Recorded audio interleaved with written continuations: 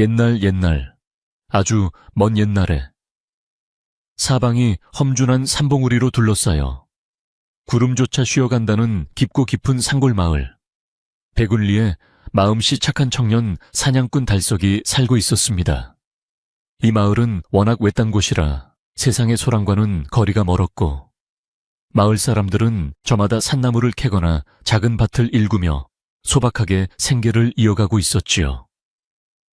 달석은 부모님을 일찍 여의고 마을 끝자락에 자리 잡은 낡고 허름한 오두막에서 홀로 지냈지만, 누구보다 부지런하고 예의가 발라 마을 어른들의 칭찬이 자자한 청년이었습니다.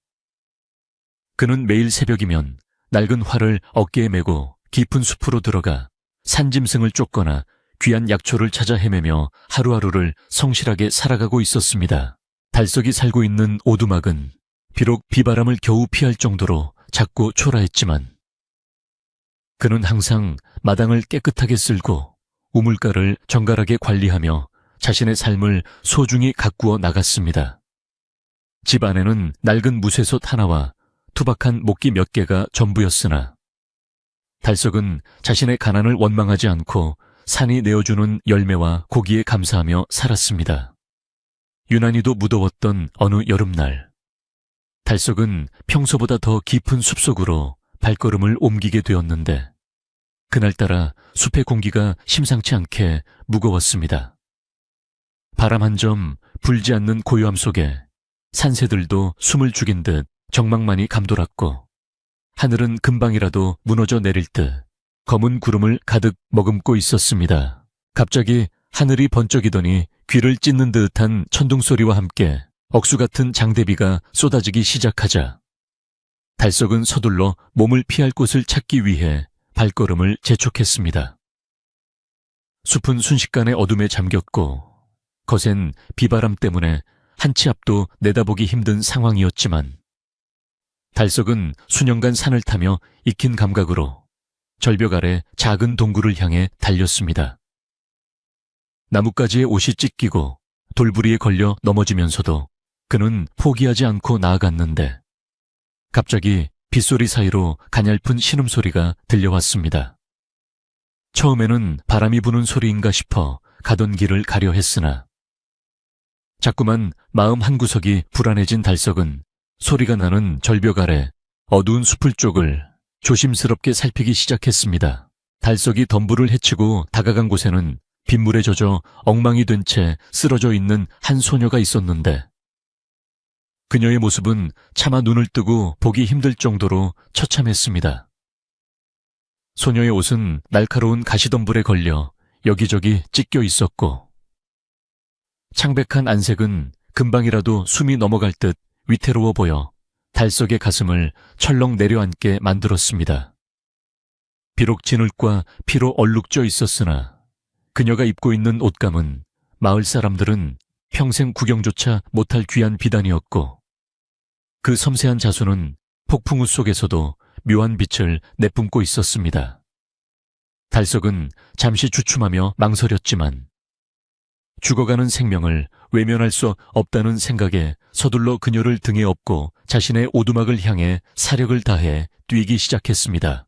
세차게 몰아치는 빗줄기를 온몸으로 맞으며 산길을 내려오는 동안 달석의 머릿속은 오직 이 소녀를 살려야 한다는 생각뿐이었고, 자신의 체력이 바닥나는 줄도 모른 채 험한 길을 헤쳐나갔습니다. 오두막에 도착했을 때 달석은 이미 기진맥진한 상태였지만, 지체하지 않고 소녀를 방 안에 따뜻한 아랫목에 눕힌 뒤 부엌으로 달려가 젖은 몸을 녹일 수 있도록 아궁이에 불을 지폈습니다. 매캐한 연기가 방 안을 가득 채웠지만, 이내 구들장이 따뜻해지기 시작하자 달석은 젖은 수건으로 소녀의 얼굴에 묻은 진흙을 조심스럽게 닦아내었습니다.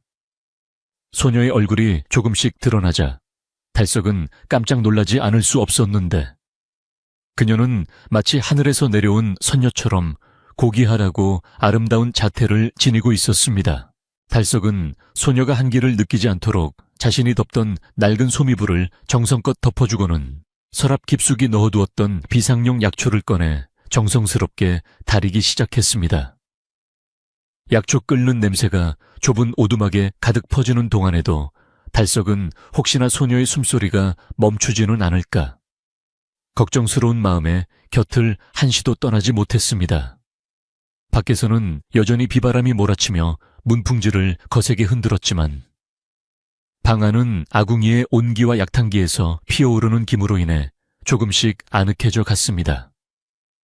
달석은 밤새도록 소녀의 이마에 젖은 수건을 갈아주며 열이 내리기를 간절히 빌었고 이름 모를 이 낯선 손님이 무사히 깨어나기만을 바라는 마음으로 뜬 눈으로 밤을 지새웠습니다. 어둠이 짙게 깔린 깊은 밤.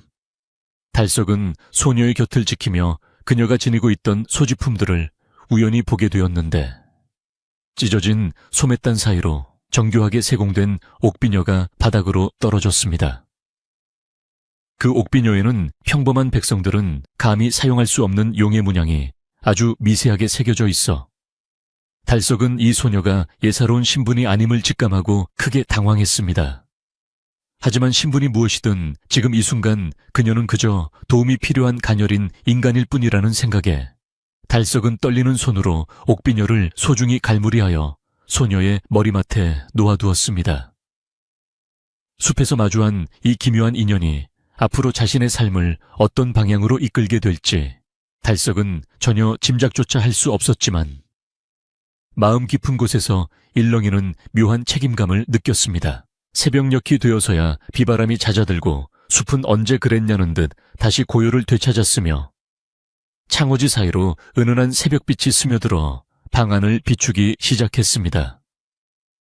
달석은 밤새 정성을 다해 달인 약탕을 조금씩 소녀의 입술에 적셔주었는데 다행히 그녀가 미세하게 목을대를 움직이며 약을 받아들이는 것을 보고 안도의 한숨을 내쉬었습니다.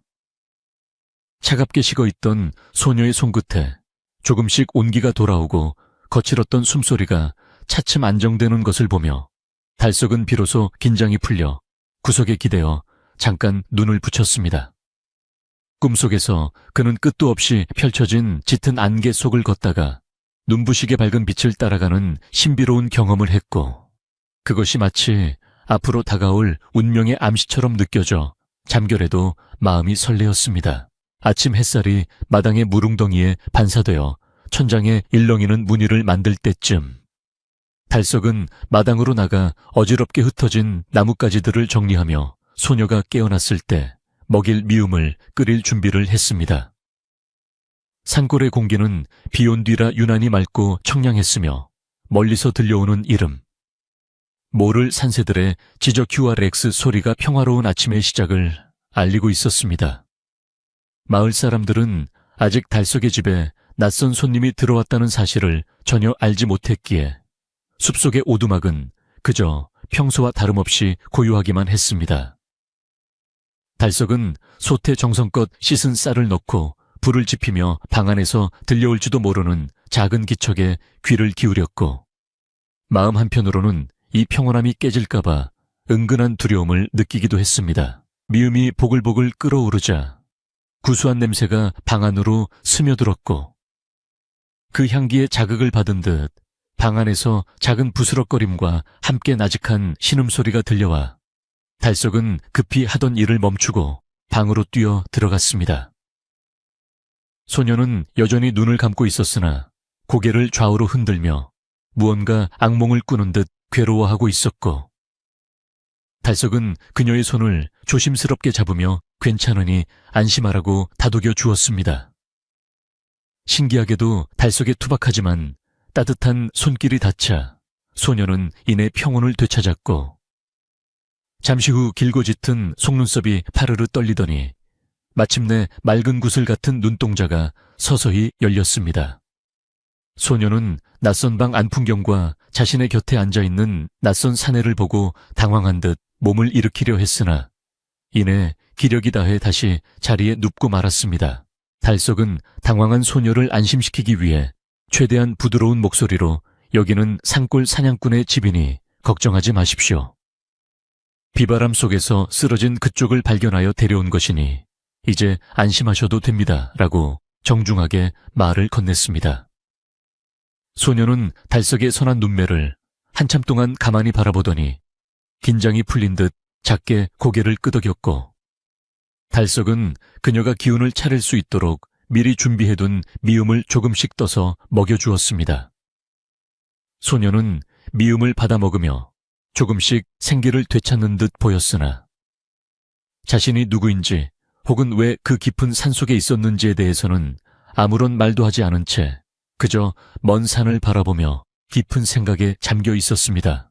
달석은 그녀가 겪었을 고통이 짐작조차 되지 않아 굳이 캐묻지 않았고, 그저 묵묵히 그녀가 편히 쉴 수 있도록 자리를 비켜주며 마당으로 나와 장작을 패기 시작했습니다.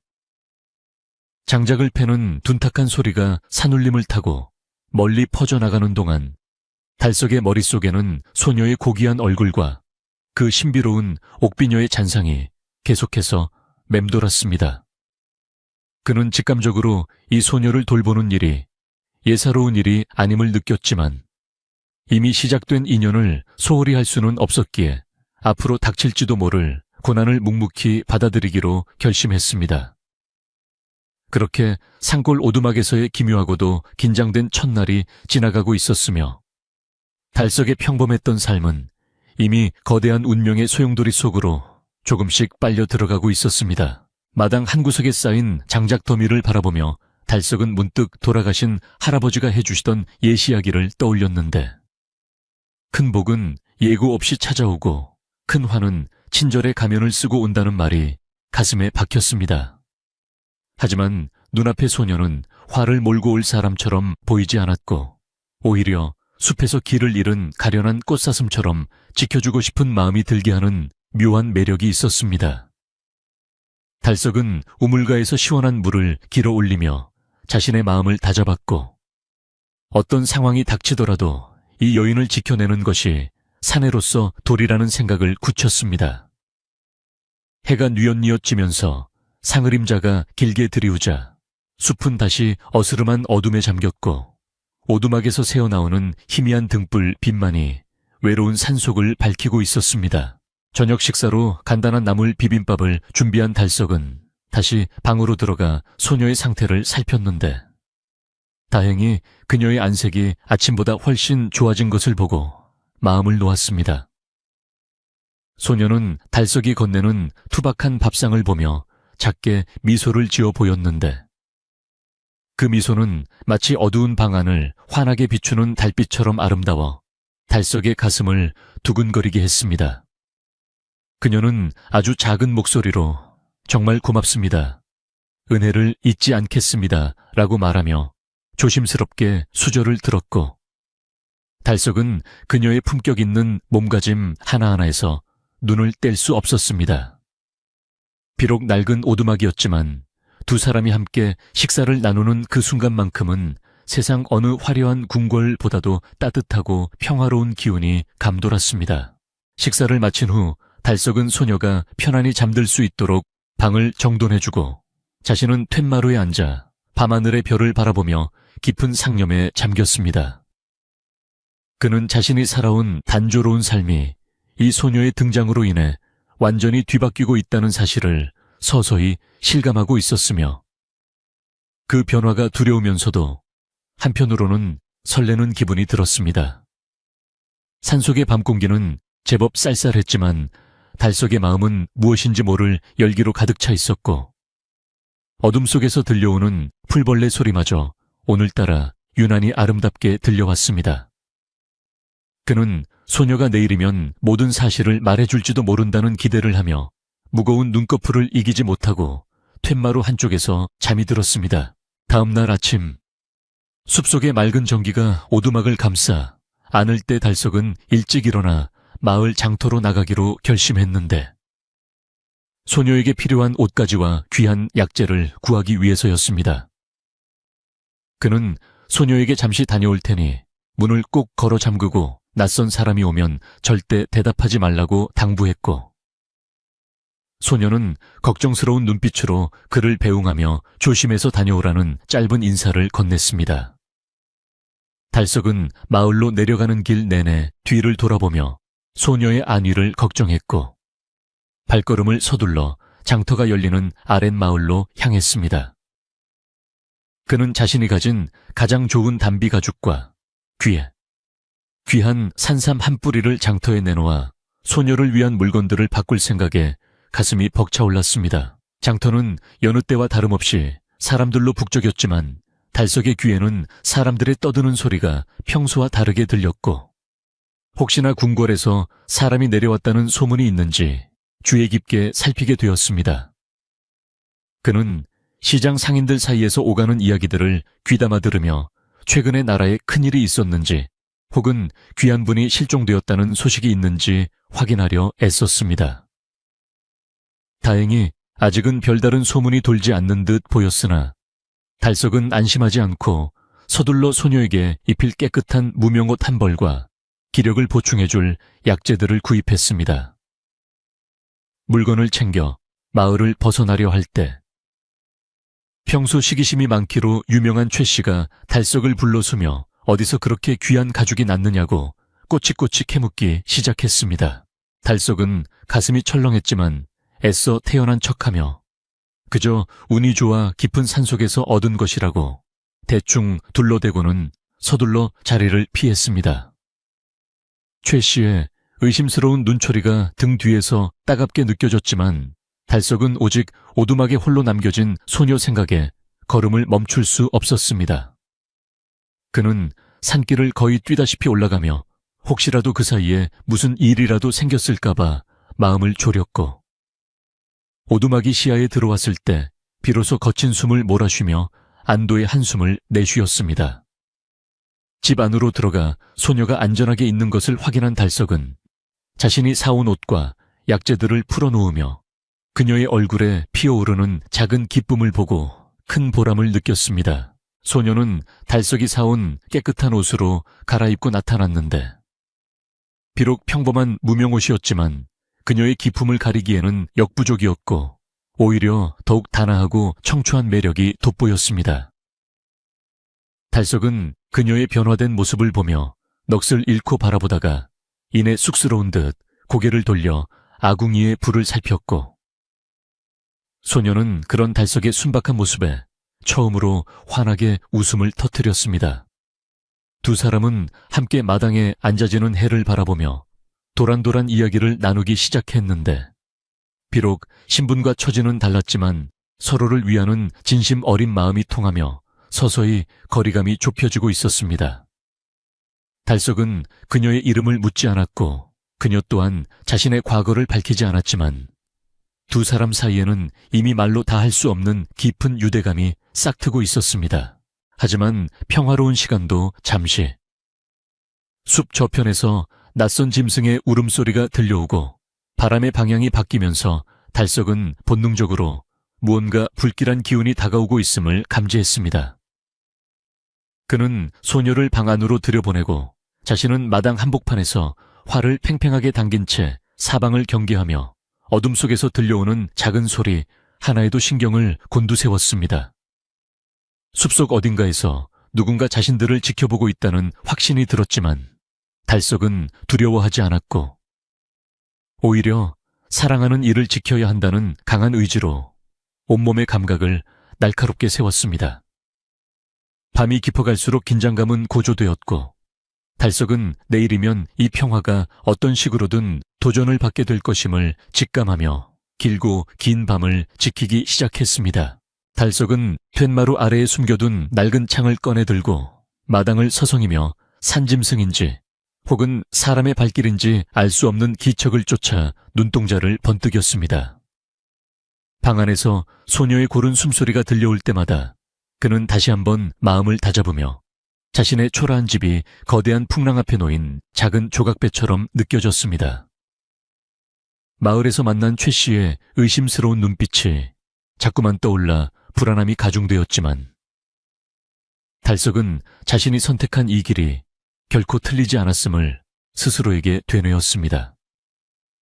상골의 밤은 유난히도 길고 차가웠지만 달석의 가슴속에는 소녀를 향한 뜨거운 연민과 보호 본능이 불꽃처럼 타오르고 있어 추위조차 잊은 채 보초를 섰습니다. 새벽 안개가 낮게 깔리며 숲이 몽환적인 분위기를 자아낼 때쯤 달석은 비로소 무기를 내려놓고 잠시 휴식을 취했는데 그때 방문이 조용히 열리며 소녀가 밖으로 나왔습니다.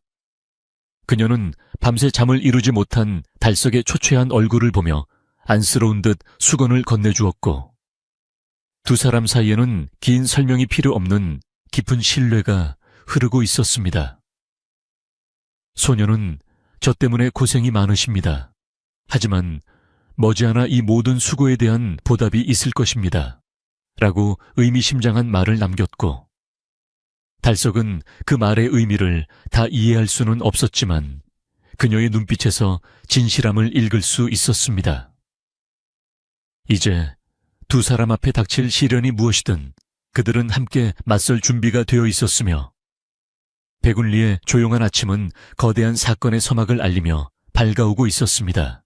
달석은 다시 우물가에서 세수를 하며 정신을 맑게 가다듬고 오늘 하루 동안 일어날 일들에 대비해 주변을 정리하기 시작했습니다.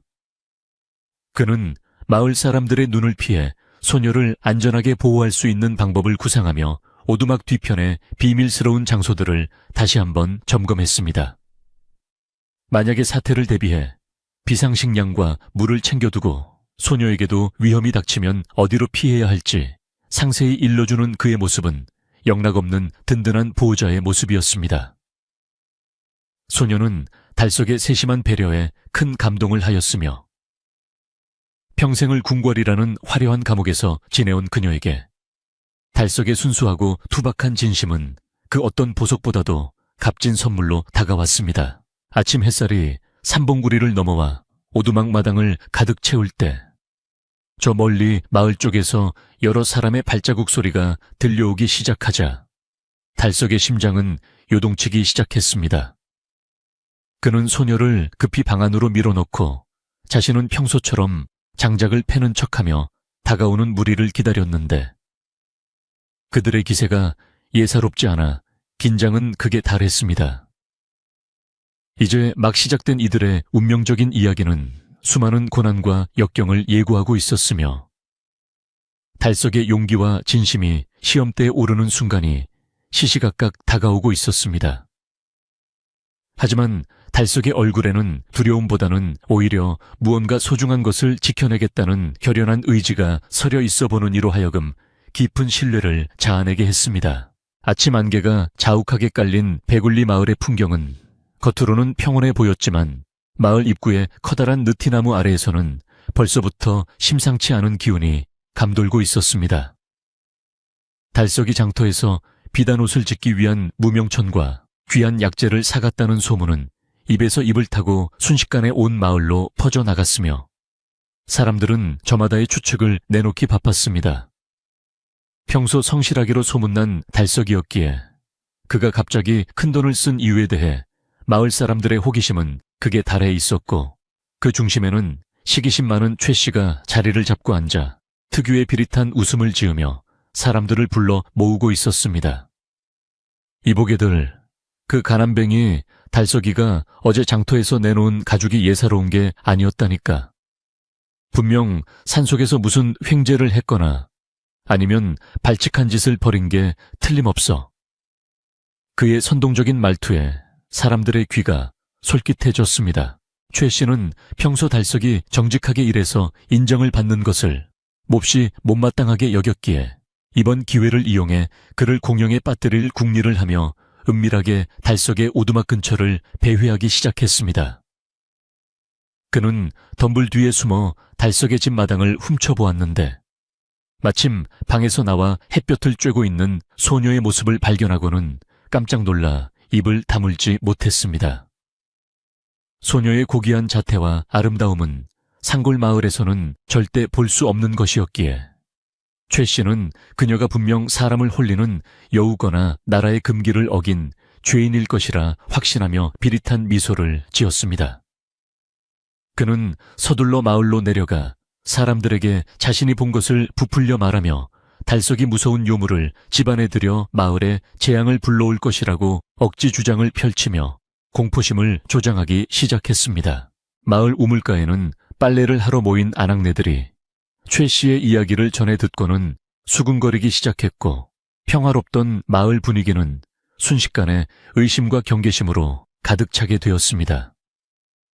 아니, 그 착하던 달서기가 정말로 그런 요물을 데려왔단 말인가?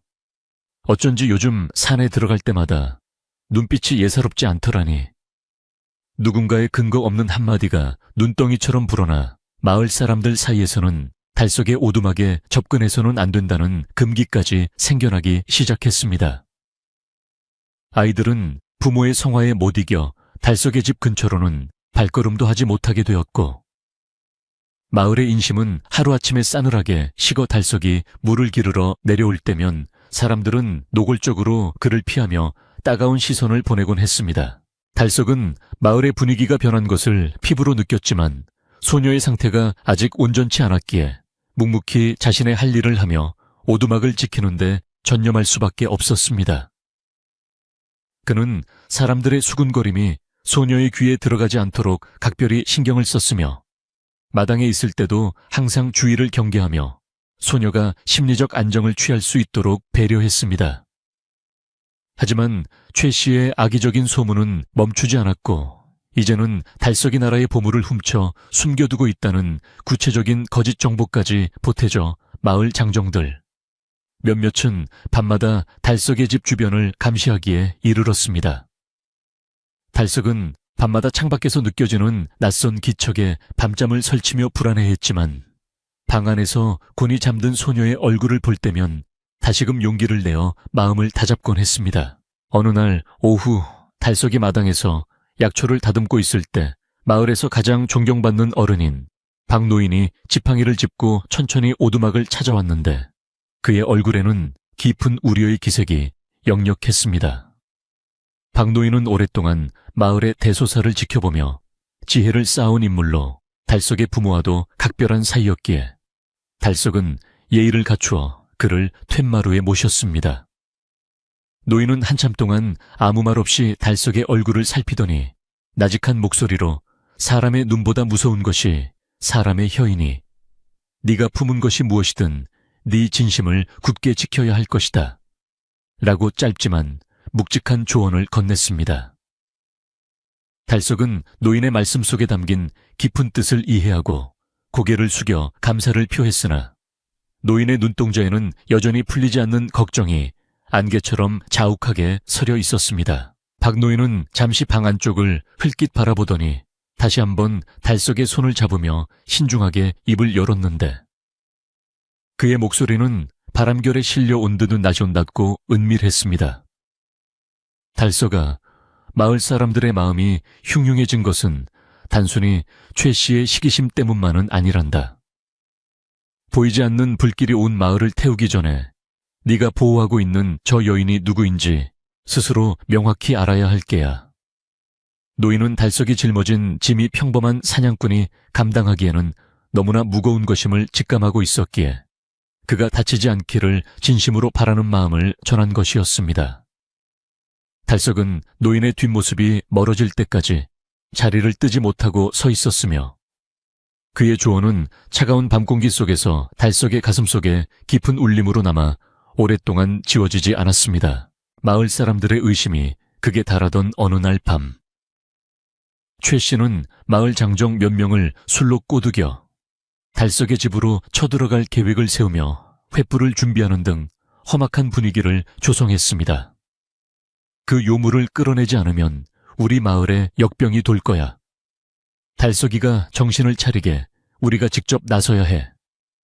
최 씨의 선동에 술기운이 오른 장정들은 몽둥이를 들고 오두막을 향해 행진하기 시작했고 숲의 고요함은 그들의 거친 발소리에 산산조각이 났습니다. 달석은 멀리서 들려오는 횃불의 흔들림과 사람들의 함성 소리에 본능적으로 위험을 감지하고 소녀를 벽장 안 깊숙한 곳에 숨긴 뒤 자신은 무거운 도끼를 들고 마당 한복판에 섰습니다. 달석의 눈빛은 평소의 선량함은 온데간데 없이 날카로운 맹수처럼 빛나고 있었고 그의 단단한 어깨는 사랑하는 이를 지키겠다는 굳은 의지로 가득 차 있었습니다. 마을 무리가 마당으로 들이닥치자 최 씨가 앞장서서 삿대질을 하며 달석을 몰아세웠지만 달석은 한 발짝도 물러서지 않고 당당하게 그들을 마주했습니다. 이곳은 내 집이고 이분은 내가 구한 손님이니 누구도 함부로 발을 들일 수 없습니다. 만약 억지로 들어가려 한다면 나도 가만히 있지 않겠습니다. 달석의 단호한 목소리는 밤 공기를 가르며 울려 퍼졌고 평소 유순하기만 하던 그의 의외의 강한 모습에 흥분해 있던 장정들도 주춤하며 기세가 꺾이기 시작했습니다. 그때 박노인이 뒤늦게 숨을 헐떡이며 나타나 지팡이로 땅을 강하게 내리치며 사람들을 꾸짖었는데 그의 섰을 퍼런 호통의 마당에는 순간 정적이 흘렀습니다. 이 무식한 놈들아, 죄 없는 청년의 집을 이렇게 무단으로 침범하는 법이 어디 있느냐. 증거도 없이 사람을 모함하는 최 씨의 혓바닥에 놀아나는 꼴이라니 참으로 한심하구나. 노인의 위험 앞에 장정들은 슬그머니 무기를 내려놓고 눈치를 보았고 최 씨는 당황한 듯 웅얼거리며 뒤로 물러나기 시작했습니다. 하지만 최 씨의 눈 속에는 여전히 도끼가 서려 있었고 그는 이대로 물러날 생각이 전혀 없다는 듯 입술을 깨물며 어둠 속으로 사라졌는데 그 모습이 마치 다음 기회를 노리는 뱀처럼 음험해 보였습니다. 사람들이 돌아간 후 달석은 온몸에 힘이 풀려 주저앉고 말았지만 이내 정신을 차리고 벽장 속에 숨어있던 소녀를 밖으로 나오게 했습니다. 소녀는 공포에 질려 몸을 떨고 있었고 달석은 그녀의 차가운 손을 잡아주며 다시는 이런 일이 일어나지 않도록 하겠다고 약속하며 그녀를 안심시켰습니다. 그러나 소녀는 달석의 손을 조용히 빼내더니 슬픈 눈빛으로 저 때문에 당신까지 위험에 처하게 할 수는 없습니다. 제가 이곳을 떠나는 것이 모두를 위한 길인 것 같습니다. 라고 나직하게 말했습니다. 달석은 그녀의 말에 가슴이 미어지는 듯한 통증을 느꼈지만 결코 그녀를 혼자 보낼 수 없다는 생각에 더욱 강하게 그녀의 어깨를 붙잡으며 곁을 지키겠다고 맹세했습니다. 다음 날부터 마을 사람들은 대놓고 달석을 비난하지는 못했지만 그와의 교류를 완전히 끊어버렸고 달석은 고립된 섬처럼 오두막에서 소녀와 단둘이 시간을 보내게 되었습니다. 그는 산에 올라가 짐승을 잡아도 팔 곳이 없었고 마을 우물을 이용하는 것조차 눈치가 보여 멀리 떨어진 상골짜기에 옹달샘에서 물을 길어 와야만 했습니다. 하지만 이런 시련 속에서도 소녀와 함께 보내는 시간은 달석에게 무엇과도 바꿀 수 없는 소중한 행복이었으며 두 사람은 서로의 아픔을 보듬어주며 조금씩 마음의 문을 열어갔습니다. 소녀는 조금씩 기력을 회복하면서 달석에게 서예를 가르쳐주기도 하고 달석은 그녀에게 상골의 식물들에 얽힌 재미있는 이야기들을 들려주며 삭막한 고립의 시간을 따뜻하게 채워나갔습니다. 달석은 소녀가 가르쳐주는 글자들을 익히며 그녀가 얼마나 높은 지식을 갖춘 분인지 새삼 깨닫게 되었고 그녀의 손끝에서 피어나는 우아한 분놀림은 볼 때마다 감탄을 자아냈습니다. 비록 먹 대신 숯을 쓰고 종이 대신 널쩍한 돌판을 이용했지만 두 사람에게는 그 어떤 문방사우보다 귀한 배움의 도구들이었으며 배움의 과정 속에서 피어나는 웃음꽃은 긴장을 녹여주었습니다. 하지만 달석의 마음 한편에는 최 씨가 관가에 밀고를 했을지도 모른다는 불안감이 지워지지 않는 그림자처럼 항상 따라다녔고 그는 틈날 때마다 마을 아래 길목을 살피며 낯선 이들의 출입을 감시했습니다.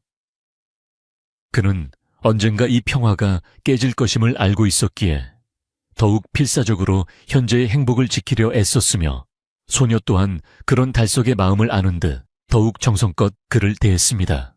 마을의 분위기는 폭풍 전야처럼 고요했지만 그 고요함 속에는 언제 터질지 모르는 시한폭탄 같은 긴장감이 맴돌고 있었고 달석은 매일 아침 산신령께 소녀의 안녕을 빌며 하루를 시작했습니다.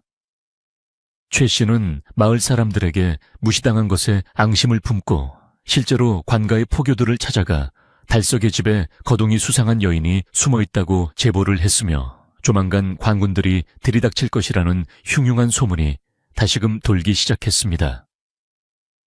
이 소식을 전해 들은 박노인은 한밤중에 몰래 달석을 찾아와 피신할 것을 권유했지만 달석은 몸이 약한 소녀를 데리고 험한 산을 넘는 것이 무리라고 판단하여 끝까지 오두막을 지키기로 결심했습니다.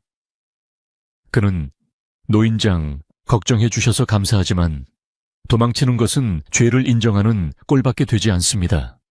저는 당당하게 진실을 밝히겠습니다라고 말하며 단호한 태도를 보였습니다. 달석의 고집을 꺾지 못한 박노인은 깊은 한숨을 내쉬며 자신이 젊은 시절 호신용으로 쓰던 작은 단검 한 자루를 달석에게 건네주며 부디 몸조심하라는 당부를 남기고 떠났습니다. 달석은 그 단검을 허리춤에 차고 소녀의 잠자리를 다시 한번 살핀 뒤 문 밖으로 나가 차가운 달빛 아래서 날카로운 도끼날을 갈며 다가올 운명의 시간을 기다렸습니다.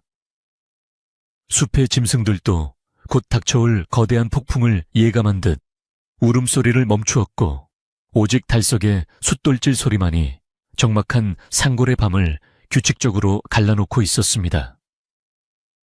그의 가슴은 두려움으로 두근거렸지만 소녀를 지켜야 한다는 사명감은 그 두려움을 압도할 만큼 강력했으며 그는 자신의 목숨을 걸어서라도 그녀를 보호하겠노라 다시 한번 굳게 다짐했습니다.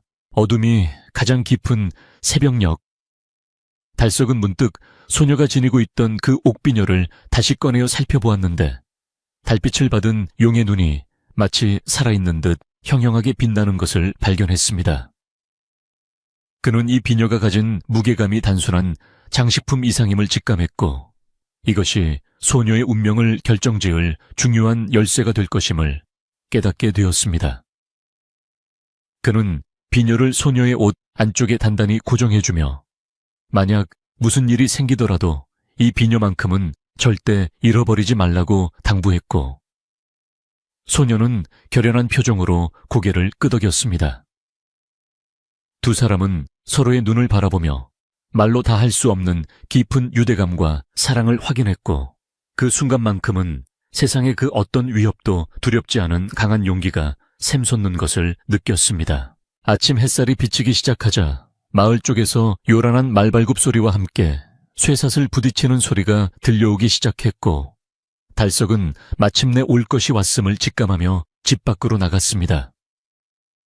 멀리서 먼지를 일으키며 다가오는 관군의 무리 앞에는 최 씨가 기세등등하게 길을 안내하고 있었고 마을 사람들은 숨죽여 그 광경을 지켜보고 있었습니다. 달석은 심호흡을 하며 마음을 가다듬고 마당 끝에 서서 다가오는 그들을 매서운 눈초리로 노려보았으며 그의 곁에는 어느새 소녀가 나와 그의 소매자락을 꼭 붙잡고 서 있었습니다. 관군의 대장이 말을 멈추고 달석을 향해 위험 있는 목소리로 소리쳤지만 달석의 표정에는 흔들림이 없었고 오히려 더욱 당당한 기세를 내뿜으며 그들을 맞이할 준비를 마쳤습니다. 최 씨는 관군 대장 옆에서 아부하는 웃음을 지으며 나리, 보십시오. 저기 요물 같은 계집과 달석이가 함께 있습니다. 당장 저놈들을 잡아가두어 마을의 질서를 바로잡아 주십시오. 라고 소리를 높였습니다. 관군 대장은 차가운 눈빛으로 달석과 소녀를 번갈아 보더니 말에서 내려 천천히 마당으로 걸어 들어왔고 그의 뒤를 이어 무장한 병사들이 오두막을 겹겹이 포위하기 시작했습니다. 달석은 앞을 가로막으며 무슨 근거로 평범한 백성의 집을 이렇게 유린하는 것입니까? 우리는 아무런 죄도 짓지 않았습니다. 라고 외쳤지만 대장은 대답 대신 소녀의 얼굴을 유심히 살피는 데 집중했습니다. 주변의 공기는 얼어붙은 듯 차가웠고 마을 사람들은 이 비극적인 결말이 어떻게 끝날지 두려움과 호기심이 섞인 눈으로 지켜보고 있었습니다. 대장의 시선이 소녀의 가슴팍에 꽂혀 있는 옥비녀의 끝부분에 머물자 그의 눈동자가 크게 흔들리기 시작했고 옆에 있던 최 씨는 눈치도 없이 계속해서 독서를 내뱉고 있었습니다. 달석은 만약의 사태에 대비해 단검의 손잡이를 꽉 쥐었지만 대장의 행동은 달석의 예상과는 전혀 다른 방향으로 전개되기 시작하여 모두를 경악하게 만들었습니다. 대장은 갑자기 투구를 벗고 바닥에 무릎을 꿇으며 고개를 깊게 숙였고 그를 따르던 병사들 역시 일제히 무기를 내려놓고 바닥에 엎드려 절을 올리기 시작했습니다. 최 씨는 이 상황을 이해하지 못한 채 멍하니 서 있다가 대장의 섯을 퍼런 꾸짖음에 바닥에 나동그라졌고 마을 사람들은 이 믿기지 않는 광경에 숨을 죽인 채 서로의 얼굴만 바라보았습니다. 소신, 죽을 죄를 지었습니다. 공주 저하를 몰라보고 이렇게 무례를 범했으니 목숨을 거두어 주시옵소서. 대장의 외침이 산천을 울리자 달석은 귀를 의심하며 소녀를 바라보았고 그녀는 비로소 안도의 한숨을 내쉬며 우아하게 고개를 들어 대장을 마주했습니다. 달석은 자신이 지금까지 돌보았던 가녀린 소녀가 이 나라에 지존하신 공주님이었다는 사실에 온몸이 굳어버렸고 뒤늦게 무릎을 꿇으려 했으나 공주는 그런 그의 손을 다정하게 잡아 일으켜 세웠습니다. 최 씨는 사색이 되어 도망치려 했으나 병사들에게 붙잡혀 포박당했고 마을 사람들은 공주를 몰라보고 핍박했던 자신들의 어리석음에 몸둘 바를 몰라하며 집 안으로 숨어버리거나 멀리서 절을 올리기에 바빴습니다. 공주는 대장에게 명하여 달석이 자신을 위해 베풀었던 모든 은혜와 마을 사람들이 보였던 무례함을 낱낱이 기록하게 했으며 특히 최 씨의 악행에 대해서는 엄중한 처벌을 내릴 것을 선포했습니다. 달석은 이 모든 상황이 꿈만 같아 멍하니 서 있었지만 공주는 그에게 다가와 그대의 진심 어린 보호가 없었다면 나는 이미 이 세상 사람이 아니었을 것입니다.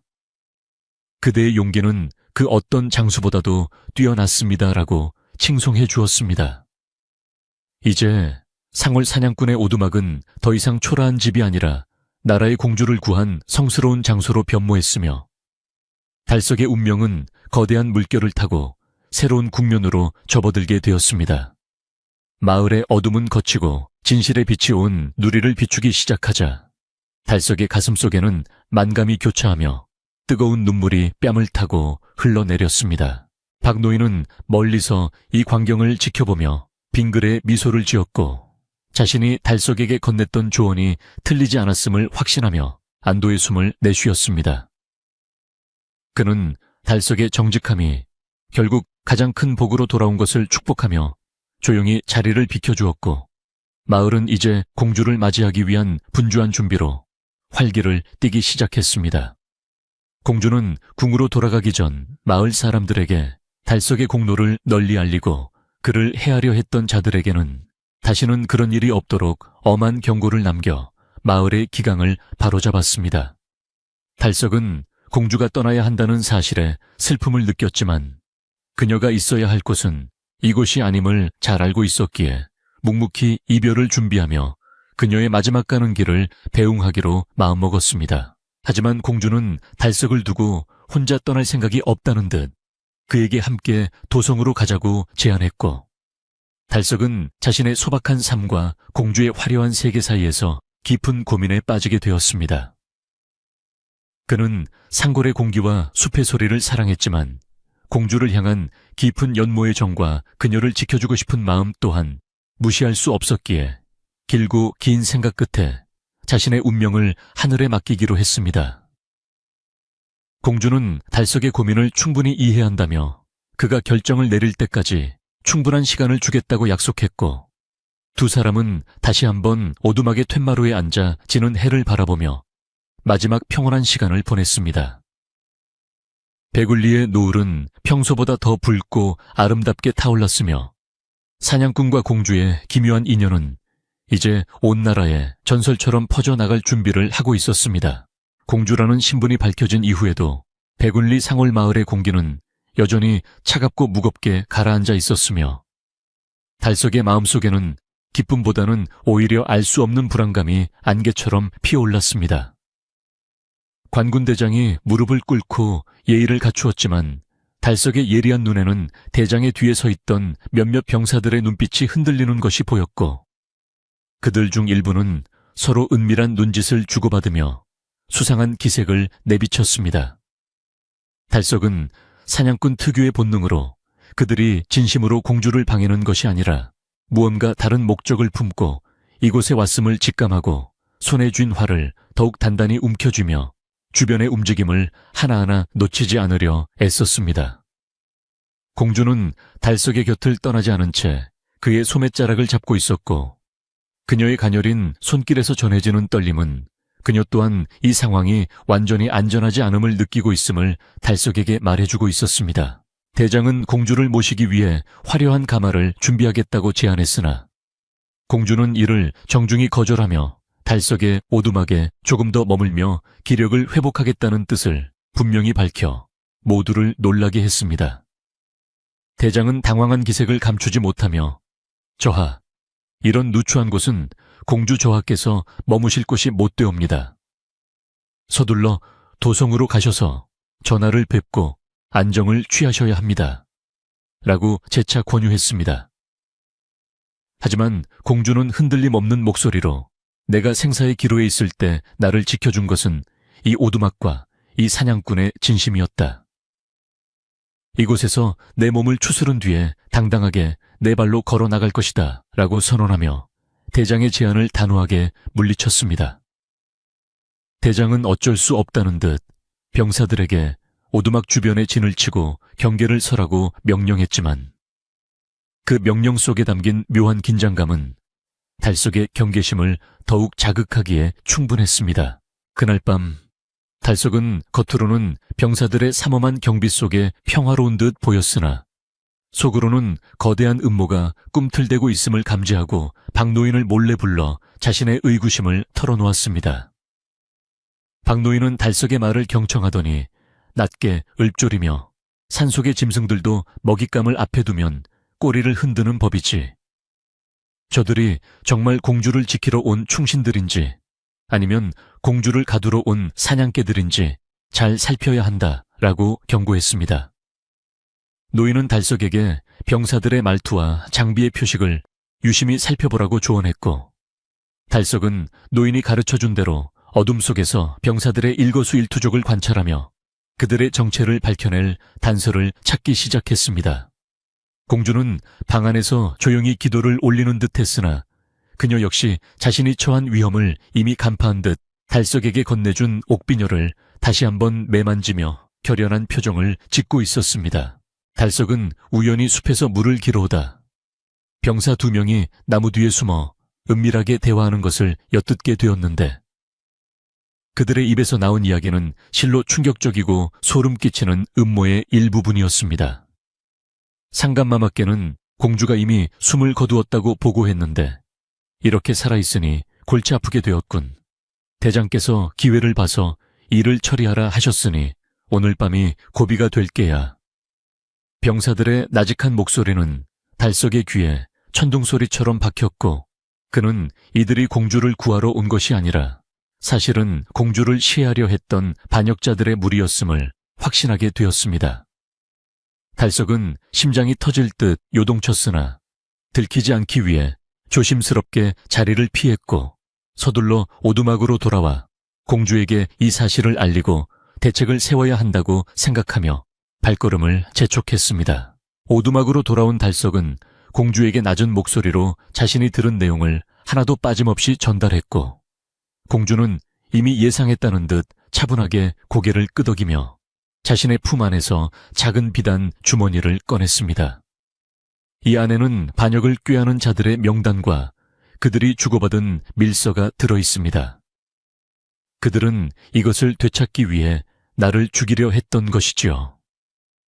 공주의 눈에는 슬픔과 분노가 서려 있었고 그녀는 이제 더 이상 숨어 있을 수만은 없다는 결정을 내린 듯 달석의 손을 잡으며 도움을 요청했습니다. 달석은 공주의 손을 맞잡으며 제 목숨을 바쳐서라도 저하와 진실을 지켜내겠습니다. 저들에게 본때를 보여주어야 합니다. 라고 맹세하며 마을 사람들에게 이 진실을 알리고 함께 대항할 준비를 하기 시작했습니다. 달석은 우선 박노인에게 모든 사실을 전했고 박노인은 마을 장정들 중 가장 믿음직한 이들을 선별하여 달석의 오두막 뒤편 숲길에 매복시킬 계획을 세웠습니다. 그동안 공주를 괴롭히고 모함했던 최 씨는 여전히 병사들에게 붙잡혀 있었지만 달석은 오히려 최 씨를 이용하여 대장의 방심을 이끌어낼 기발한 꾀를 내어 실행에 옮기기로 했습니다. 최 씨는 처음에는 겁에 질려 벌벌 떨었으나 달석이 자신의 죄를 씻을 마지막 기회라고 설득하자 마지못해 고개를 끄덕이며 대장에게 거짓 정보를 흘리는 역할을 맡기로 수락했습니다. 달석은 마을의 평범한 도구들을 사냥용 덫과 무기로 개조하며 만반의 준비를 갖추었고 오두막 주변에는 병사들이 눈치채지 못하도록 교묘하게 함정을 설치하여 그들이 함부로 움직이지 못하게 만들었습니다. 폭풍우가 치던 날보다 더 무거운 정막이 흐르는 가운데 달석은 공주를 안전한 지하 저장고에 숨겨두고 자신은 평소처럼 마당에서 불을 피우며 대장 일행의 움직임을 살폈습니다. 대장은 달석에게 다가와 술 한 잔을 권하며 친근한 척 말을 걸었지만 그의 허리춤에 찬 칼 손잡이가 가늘게 떨리는 것을 본 달석은 그가 곧 행동에 나설 것임을 직감했습니다. 사냥꾼, 자네는 참으로 큰 일을 해냈네. 공주님을 구한 공으로 도성에 가면 평생 놀고 먹을 상금을 받을 텐데 미리 축하주나 한잔하세. 대장의 가식적인 웃음 뒤에 숨겨진 살기를 느낀 달석은 술을 받는 척하며 대장의 시선을 돌린 뒤 미리 약속한 신호를 마을 사람들에게 보냈고 숲속 여기저기서 짐승의 울음소리가 들려오기 시작했습니다. 그 소리는 사냥꾼들끼리만 통하는 공격의 신호였으며 소리가 나자마자 매복해 있던 마을 장정들이 횃불을 높이 쳐들고 사방에서 병사들을 압박해 들어왔습니다. 대장은 당황하여 칼을 뽑아들었으나 달석은 재빨리 대장의 팔목을 사냥용 올가미로 낚아채어 무기를 떨어뜨리게 만들었고 병사들은 갑작스러운 공격에 혼비백산하여 제대로 대응하지 못했습니다.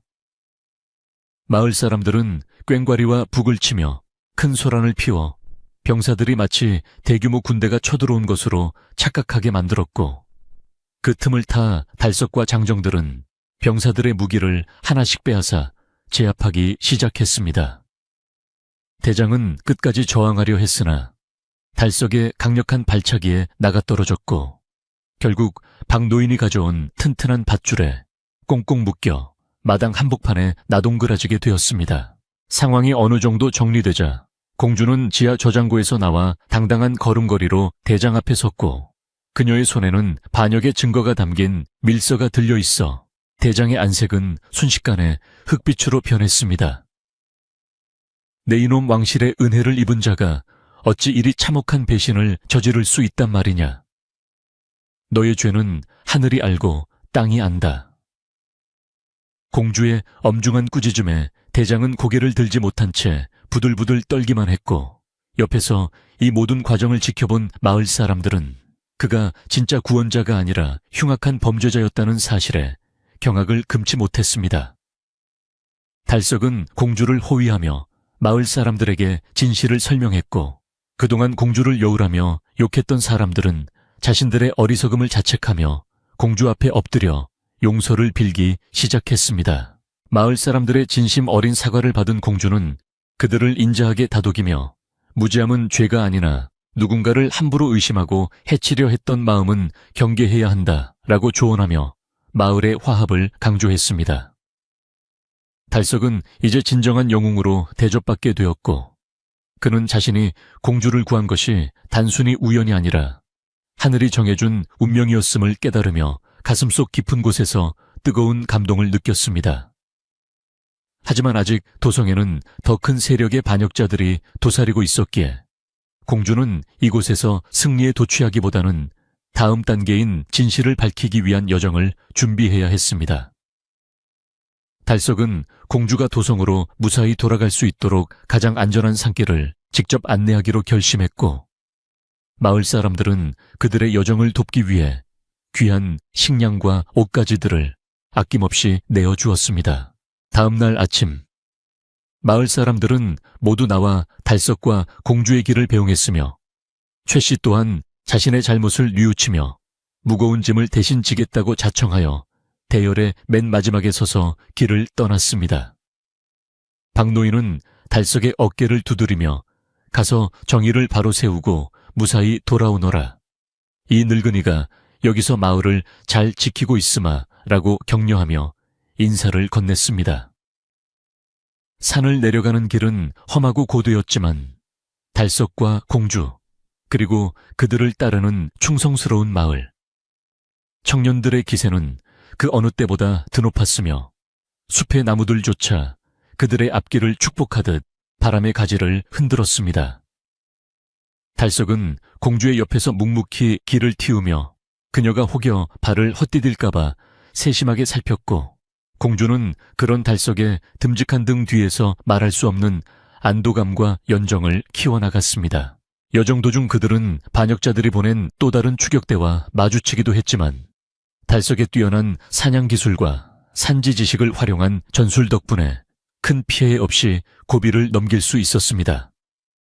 달석은 숲의 지형을 이용해 적들을 함정에 빠뜨리기도 하고 밤에는 불빛 하나 없이 이동하는 법을 가르쳐주며 추격자들을 따돌리는데 큰 공을 세웠습니다. 공주는 달석의 비범한 재능에 감탄하며 그가 비록 신분은 낮을지라도 그 지혜와 용기만큼은 나라의 정승보다 낫다고 칭찬을 아끼지 않았습니다.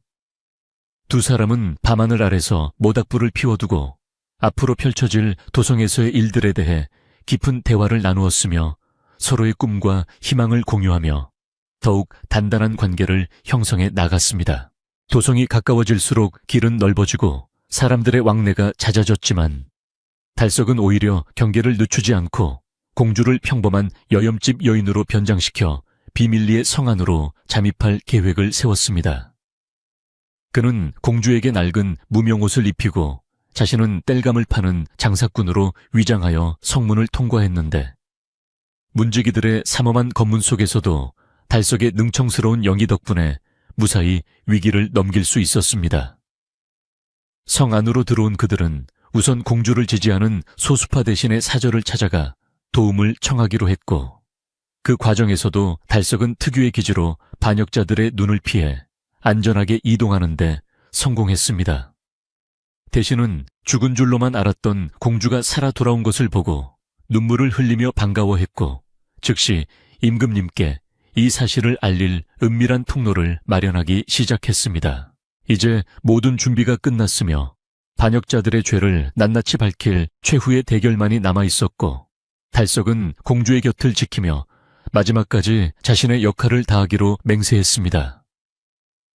그는 사냥꾼으로서 갈고 닦은 민첩함과 대담함을 발휘하여 궁궐 내부의 지형을 익히고 공주가 안전하게 편전에 입장할 수 있도록 호위 계획을 치밀하게 짰습니다. 대신은 달석의 영민함에 놀라며 그대 같은 인재가 산골에 묻혀 있었다니 실로 안타까운 일이로다. 이번 일이 성공하면 그대의 이름은 역사에 남을 것이네 라고 극찬했습니다. 달석은 명예보다는 오직 공주의 안위와 정의가 바로 서는 것만을 바랐기에 묵묵히 칼날을 갈며 다가올 내일의 거사를 준비했습니다. 마침내 거사 당일 아침이 밝았고 달석은 가슴속에 공주가 준 옥비녀를 소중히 품은 채 화려하고 웅장한 궁궐의 회랑을 지나 편전으로 향하는 발걸음을 옮겼습니다. 그의 주변에는 무장한 반역자들의 수하들이 깔려 있었으나 달석은 기죽지 않고 당당하게 공주의 앞길을 막아서는 자들을 하나둘 제압하며 길을 열어나갔습니다. 편전의 거대한 문이 열리고 왕실의 권위 앞에 서게 된 순간 달석은 온몸을 감싸는 압도적인 분위기에 잠시 주춤했으나 곁에선 공주의 단단한 눈빛을 보며 다시금 용기를 얻었습니다. 임금님은 공주가 살아 돌아온 것을 보고 믿기지 않는 듯 자리에서 일어났으며 공주는 그동안 겪었던 모든 일과 대장의 반역 행위를 하나도 빠짐없이 고발하며 증거를 제시했습니다. 반역자들은 당황하여 변명을 늘어놓으려 했으나 달석이 그동안 수집했던 물증들과 대장의 자백이 담긴 문서를 내보이자 그들은 더 이상 도망갈 구멍이 없음을 깨닫고 바닥에 엎드려 목숨을 구걸했습니다. 임금님은 크게 노하시어 반역의 무리들을 즉각 체포하여 옥에 가두게 했으며 공주를 구하고 정의를 세운 달석에게는 특별한 포상을 내리겠다고 약속했습니다. 달석은 수많은 대신과 왕실 사람들 앞에서 공주를 지킨 영웅으로 칭송받았고 그의 소박했던 사냥꾼 인생은 이제 나라의 공신으로서 새로운 길을 걷게 될 준비를 마쳤습니다. 그러나 달석은 화려한 관직이나 금은 보화보다는 여전히 베굴리의 맑은 공기와 그곳에서 공주와 함께 나누었던 소박한 시간들을 더 소중하게 생각하고 있었습니다. 사건이 모두 해결되고 도성에는 다시 평화가 찾아왔으며 공주는 정식으로 지위를 회복하여 왕실의 어른으로 대접받게 되었고 달석은 궁궐 한쪽에 마련된 거처에서 머물며 안정을 취했습니다. 그는 수많은 사람이 자신에게 다가와 아첨하고 친분을 맺으려 하는 상황이 낯설고 불편했지만 공주와 단둘이 만날 수 있는 짧은 시간들 덕분에 궁 생활을 견뎌낼 수 있었습니다. 공주는 달석에게 정식으로 감사를 표하며 그대가 아니었다면 진실은 영원히 묻혔을 것이고 나는 이름 없는 시신으로 숲에 남았을 것입니다. 나의 운명을 바꾼 것은 바로 그대의 따뜻한 마음이었습니다. 라고 진심 어린 고백을 전했습니다. 달석은 그녀의 말에 가슴이 벅차올라 아무 말도 하지 못한 채 고개만 숙였고 두 사람 사이에는 신분을 초월한 깊은 사랑의 감정이 더욱 무르익어 갔습니다. 어느 고요한 밤, 달석은 궁궐의 정원을 산책하며 베굴리의 밤하늘과 도성의 밤하늘을 비교해 보았는데 비록 장소는 달랐지만 공주를 향한 자신의 마음만은 변함없음을 다시 한번 확인했습니다. 그는 이제 자신의 신분이 예전처럼 가난한 사냥꾼에 머물러 있지 않음을 잘 알고 있었으나 마음만은 언제나 숲속의 맑은 옹달샘처럼 깨끗하게 지키고 싶어 했습니다. 공주는 그런 달석의 순수함을 사랑했고 그가 세상의 유혹에 물들지 않도록 곁에서 세심하게 보살피며 그를 향한 믿음을 잃지 않았습니다. 이제 두 사람 앞에는 축복받은 미래가 기다리고 있었으며 베굴리 마을 사람들 또한 공주의 배려로 풍요로운 생활을 누리게 되어 달석의 선행은 온 나라에 귀감이 되었습니다. 달석은 가끔 꿈속에서 자신이 처음 공주를 구했던 그 빗속의 숲길을 다시 걷곤 하는데 그때마다 그는 생명의 소중함과 인연의 신비함을 새삼 깨닫게 됩니다. 그는 만약 그날 자신이 귀찮다는 이유로 소녀를 지나쳤다면 지금의 이 모든 행복은 존재하지 않았을 것이라 생각하며 매 순간 자신의 선택에 감사하며 살아갑니다. 공주는 달석에게 특별한 선물로 그가 평소 좋아하던 산짐승 모양의 정교한 옥 조각을 건네주었고 달석은 그것을 보물처럼 여기며 매일 아침 그것을 닦으며 하루를 시작합니다. 두 사람의 이야기는 도성의 저작거리는 물론이고 깊은 상골 마을까지 퍼져나가 아이들에게는 꿈과 희망을, 어른들에게는 정직과 용기의 소중함을 일깨워주는 살아있는 전설이 되었습니다. 이제 모든 갈등과 고난은 지나갔고 달석은 공주와 함께 더 나은 세상을 만들기 위해 자신의 지혜를 보태기로 결심하며 궁궐 생활에 조금씩 적응해 나갔습니다. 그는 비록 화려한 관복을 입고 있었지만 신발은 여전히 숲에서 신던 집신을 고집하며 자신의 근본을 잊지 않으려 노력했고 그런 그의 모습은 임금님께도 깊은 인상을 남겼습니다. 임금님은 달석에게 그대의 집신은 어떤 비단신보다 고귀하도다. 그 마음을 변치 말고 공주를 잘 보필하라고 명하며 그를 무척 아끼고 신뢰했습니다. 달석의 진심은 결국 모든 장벽을 허물고 승리했으며 그의 삶은 이제 개인의 행복을 넘어 나라의 평안을 지탱하는 든든한 기둥으로 거듭나게 되었습니다. 궁궐의 너른 마당에는 반역의 무리들이 포박된 채 엎드려 있었고 임금님의 섰을 퍼런 명령이 떨어지자 온 조정에는 무거운 정적이 감돌았습니다. 달석은 비단 관복을 입고 공주의 곁에 서 있었으나 그의 마음은 여전히 베굴리의 낡은 오두막과 자신을 손가락질하던 마을 사람들의 얼굴을 떠올리며 복잡한 심경에 잠겨 있었습니다. 임금님은 공주를 구하고 나라의 기강을 바로잡은 달석의 공로를 치하하며 그에게 높은 벼슬과 엄청난 재물을 내리려 하셨지만 달석은 공손히 고개를 숙이며 오직 한 가지만을 청했습니다. 그는 자신을 믿어주었던 박노인과 비록 자신을 미워했으나 함께 살아온 마을 사람들의 오해를 풀고 배굴리를 다시 평화로운 곳으로 되돌려 놓기를 원한다고 간곡히 말씀드렸습니다. 임금님은 달석에 소박하면서도 깊은 성품에 감동하여 즉시 어명을 내려 배굴리 마을의 모든 세금을 면제하고 달석의 명예를 회복시키기 위한 성대한 행차를 준비하도록 명하셨습니다. 공주 역시 자신의 목숨을 구해준 그 작은 상월 마을을 잊지 못하고 달석과 함께 다시 그곳으로 내려가 마을 사람들에게 진실을 직접 알리겠다는 뜻을 굽히지 않았습니다. 도성에서의 화려한 생활도 좋았지만 두 사람에게는 함께 비바람을 피하며 옥수수를 나누어 먹던 그 낡은 툇마루가 세상 그 어떤 장소보다 소중하고 따뜻한 기억으로 남아있었기 때문입니다.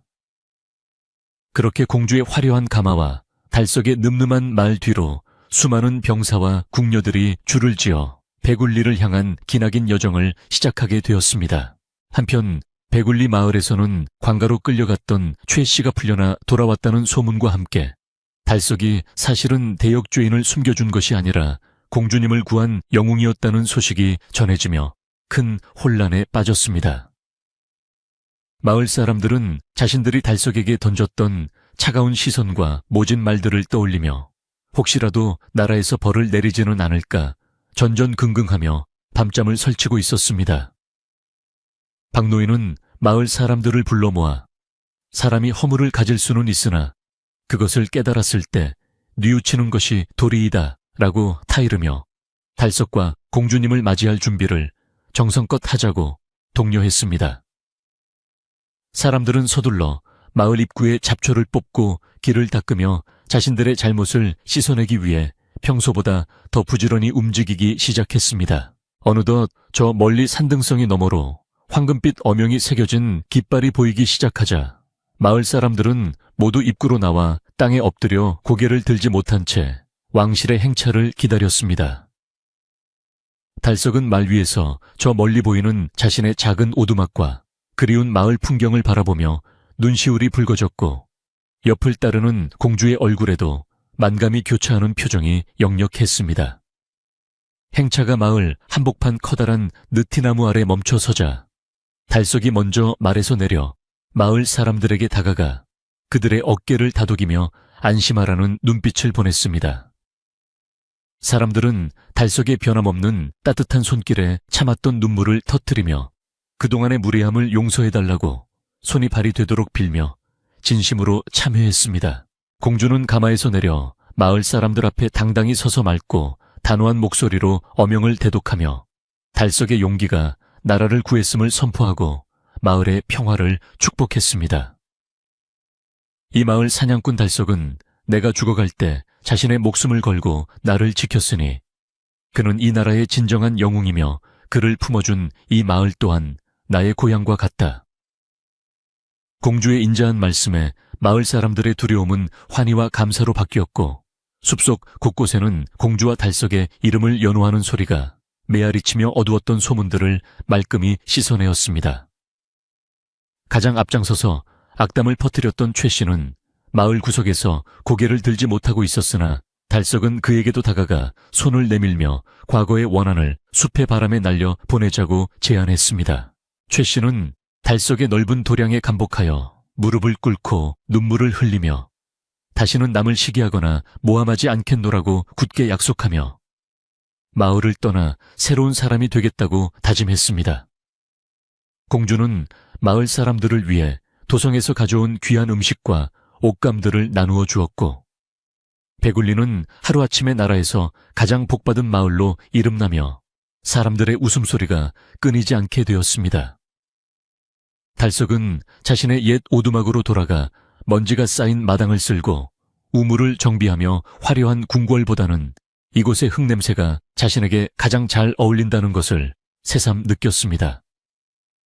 공주 역시 화려한 비단옷을 잠시 벗어두고 달석이 선물했던 무명곳으로 갈아입은 채 마당에서 나무를 다듬으며 평범한 요염집 여인 같은 편안한 미소를 지었습니다.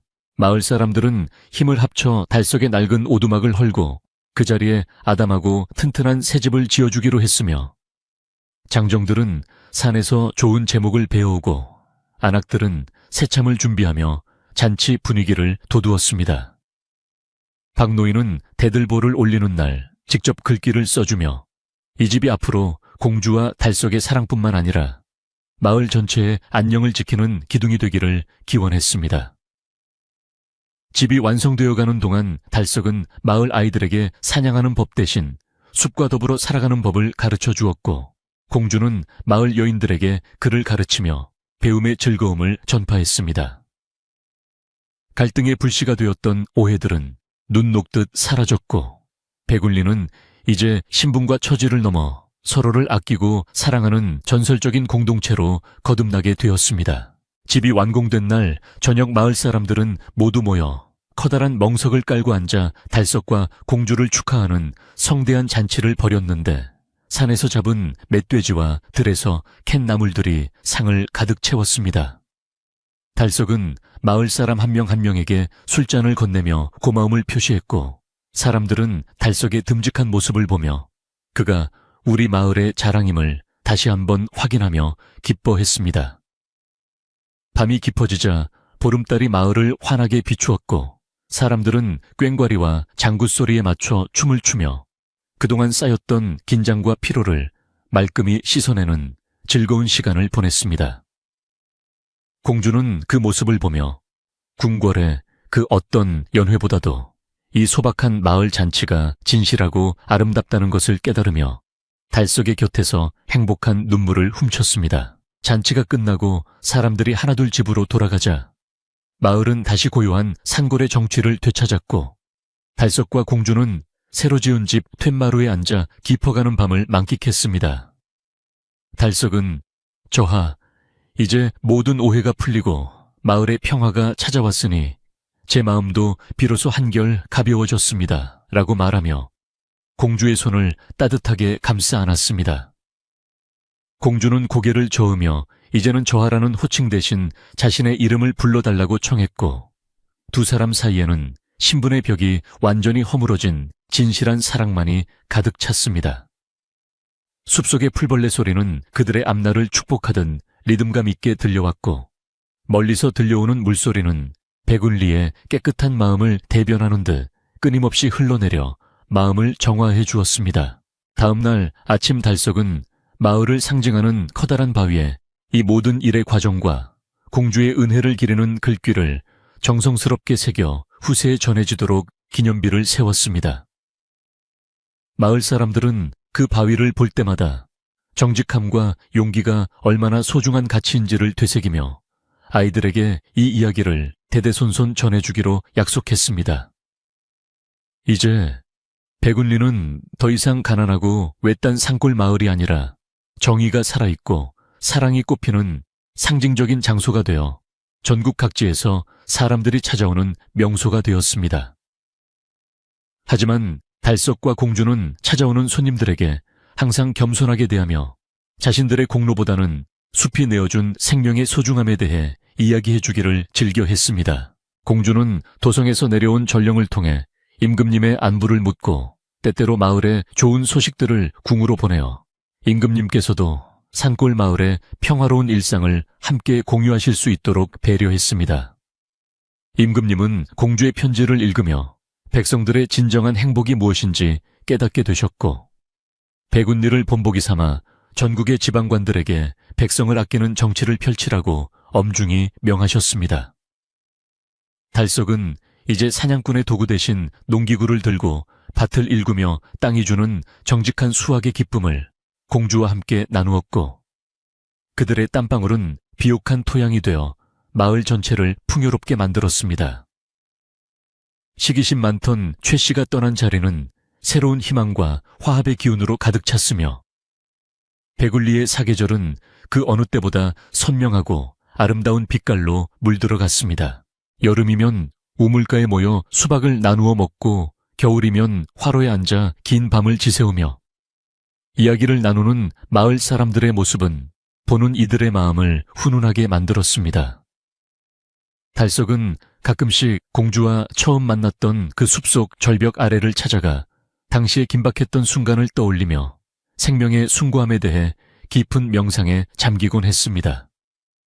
그는 자신이 구한 것은 단순한 소녀가 아니라 한 나라의 희망이었으며 그 희망이 결국 자신과 마을 전체의 운명을 바꾸어 놓았음을 가슴 깊이 새겼습니다. 공주는 그런 달석의 뒤를 따르며 그가 보여준 순수한 열정이 자신을 다시 태어나게 했음을 고백하며 서로의 어깨를 기댄 채 지는 노을을 바라보며 영원한 사랑을 약속했습니다. 마을에는 더 이상 흉흉한 소문이 돌지 않았고 사람들은 서로를 믿고 의지하며 어려운 일이 생기면 내 일처럼 나서서 돕는 아름다운 풍습이 정착되어 갔습니다. 달석은 마을의 젊은이들에게 진실은 언젠가 밝혀지는 법이니 눈앞의 이익을 위해 마음을 속이지 마라고 입버릇처럼 말하며 그들의 인성교육에도 큰 힘을 쏟았습니다. 그의 투박하지만 진심 어린 가르침은 마을 청년들의 가슴 속에 깊이 박혀 배굴리는 나라에서 가장 예의 바르고 정의로운 청년들이 많은 마을로 칭송받게 되었습니다. 공주 역시 마을의 아픈 사람들을 돌보고 산후 조리를 돕는 등 낮은 자세로 백성들을 섬기며 진정한 왕실의 위엄이 권위가 아닌 봉사에서 나옴을 몸소 보여주었습니다. 어느덧 시간이 흘러 달석의 집 마당에는 아이들의 웃음소리가 울려 퍼지기 시작했고 그 아이들은 아버지가 사냥꾼이었던 시절의 영웅담을 들으며 자부심을 키워갔습니다. 달석은 아이들에게 옥비녀의 전설을 들려주며 그 비녀가 상징하는 것이 권력이 아니라 사람을 향한 따뜻한 사랑과 신뢰라는 사실을 강조하며 가르쳤습니다. 공주는 아이들의 머리를 쓰다듬으며 그들이 자라날 세상은 억울함이 없고 누구나 정직하게 살면 복을 받는 공평한 나라가 되기를 간절히 기도했습니다. 마을 사람들은 달석의 가족을 자신들의 가족처럼 아끼며 맛있는 음식이 생기면 가장 먼저 달려와 나누어주는 등 끈끈한 정을 나누며 행복한 공동체를 유지해 나갔습니다. 어느 해 가을 유난히도 곡식이 잘 여물어 마을 전체가 풍년의 기쁨에 젖어 있을 때 임금님께서는 배굴리를 직접 방문하여 공주와 달석의 소박한 삶을 지켜보셨습니다. 화려한 궁궐보다 작지만 정갈한 달석의 집에서 하룻밤을 머무신 임금님은 참된 평화는 이 소박한 마당에 있었구나 라고 감탄하시며 마을의 번영을 다시 한번 축복해 주셨습니다.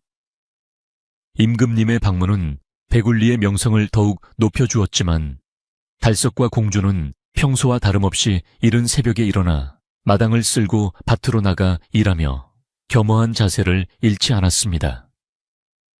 사람들은 그런 그들의 모습을 보며 진정한 고귀함은 겉모습이 아니라 마음의 깊이에서 우러나온다는 진리를 깨닫고 자신들의 삶을 더욱 정성껏 가꾸게 되었습니다. 이제 배굴리의 겨울은 춥지 않았는데 집집마다 서로의 온기를 나누며 화목하게 지냈고 눈 덮인 산길에서도 달석의 발자국은 항상 마을의 안녕을 살피는 경로를 따라 나 있었습니다. 공주는 추운 날씨에도 고생하는 마을 어른들을 위해 따뜻한 약초차를 끓여 대접하며 그들의 건강을 살피는 일을 소홀히 하지 않았으며 마을 전체가 하나의 큰 가족처럼 서로를 보듬었습니다. 달석은 눈이 많이 내린 날이면 직접 눈을 치우며 길을 내고 혹시라도 산짐승들이 마을로 내려와 해를 끼치지는 않는지 예리한 감각으로 경계를 서며 든든한 파수꾼 역할을 했습니다.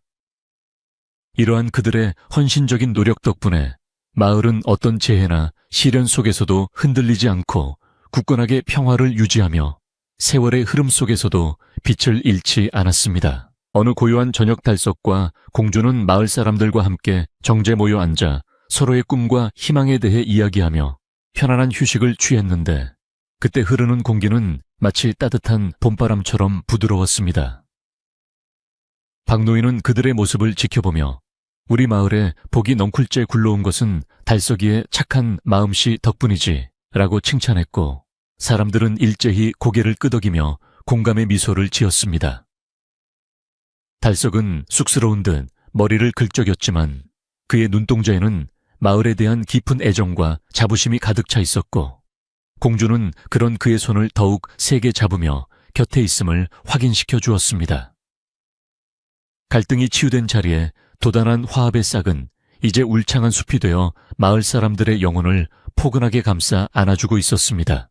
지난날의 오해로 마음의 상처를 입었던 사람들도 이제는 달석의 진심을 온전히 받아들이고 진정한 이웃 사촌으로 거듭났으며, 배굴리는 나라에서 가장 살기 좋은 마을로 손꼽히게 되었습니다. 달석은 자신의 명성이 높아져도 결코 교만하지 않았고, 매일 저녁 공주와 함께 숲길을 산책하며 처음 가졌던 초심을 잃지 않으려 스스로를 경계하며 살았습니다. 공주는 달석의 그런 올곧은 성품을 존경하며 그가 내리는 모든 결정에 신뢰를 보냈고, 두 사람의 완벽한 조화는 마을 사람들에게 부부애의 귀감이 되어 많은 가정에 행복을 전파했습니다. 이제 모든 악의와 불신은 사라졌고 배굴리의 하늘은 항상 맑고 푸른 빛을 띠며 그들의 영원한 평화를 증언하듯 눈부시게 빛나고 있었습니다. 마을에는 저녁마다 밥 짓는 연기가 평화롭게 피어오르고 아이들의 뛰어노는 소리가 산울림이 되어 돌아오는 평범하지만 위대한 일상이 매일매일 반복되며 사람들의 마음을 넉넉하게 채웠습니다. 달석은 이제 더 이상 사냥을 통해 생명을 앗아가는 일보다는 생명을 보살피고 가꾸는 일에 더 큰 보람을 느끼며 숲의 수호자로서 명성을 이어갔습니다. 공주는 달석의 곁에서 마을의 역사를 기록하고 사람들의 지혜를 모아 책을 엮으며 문화적으로도 풍요로운 마을을 만드는데 크게 기여했습니다. 그들의 이야기는 이제 마을의 담장을 넘어 전국으로 퍼져나갔고, 정직한 사냥꾼과 고귀한 공주의 사랑은 세대를 이어 전해지는 가장 아름다운 민담으로 자리 잡았습니다.